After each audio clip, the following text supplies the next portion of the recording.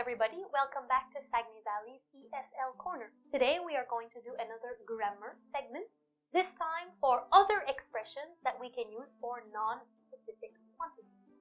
In a previous video, we discussed the concept of a few, a little, and little, and today I have 4 other expressions, some, any, no, and a lot. The first expression that we have is the word some.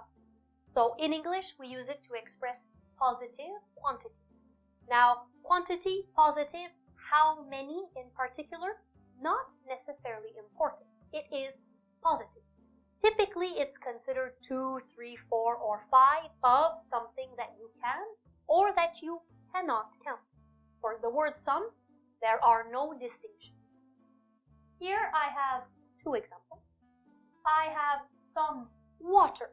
Water is a liquid. We cannot really count water in English. 1 water? No, it doesn't exist. So if you want to specify a positive quantity of water, I have some water. For the word books, I have some books. How many in particular? Positive quantity, 5, 6, 10, 20, 100 books. Some books. The second expression that you have is the word any. Now here, any can be a little more difficult because it can be negative, typically this is the general definition, or it can be positive, depending on the context. The first example that I have here, it is the idea of negative quantity, so literally 0. And it is often in a negative context, so the verb or the auxiliary will be negative. I don't have any dogs. This means literally 0 dogs. I don't have any dogs. Another possible definition of any, as I mentioned, can be positive. Any, if it is in a positive context, it can be interpreted as all the options are possible. Not necessarily a guarantee, but all the options are possible. Example here. Any restaurant will serve you coffee. In this case, any is usually at the start of your piece of information, and then here, will, it is positive.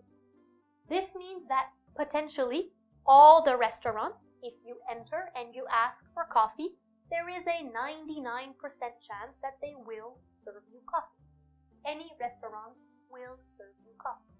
So this is for the positive and the negative, any and exception. Then we have the word no. Now, no literally means 0, but it is in a positive context. This means that we use it to represent 0 quantities, but the verb, in this case here, have, will be positive. So, I have no dogs. I don't have any dogs. I have no dogs.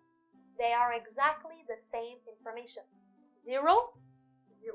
So there are 2 possible ways in English of expressing 0 quantity. The final expression that we have is the expression a lot or a lot of. And a lot is often used for large quantities. How many in particular?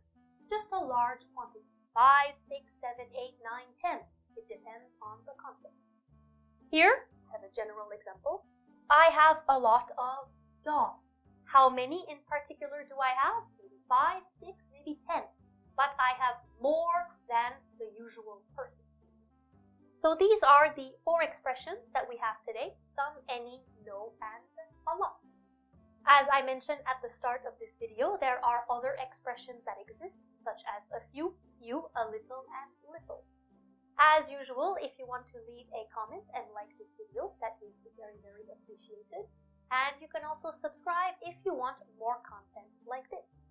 Thank you very much for watching. Have a lovely day. Bye!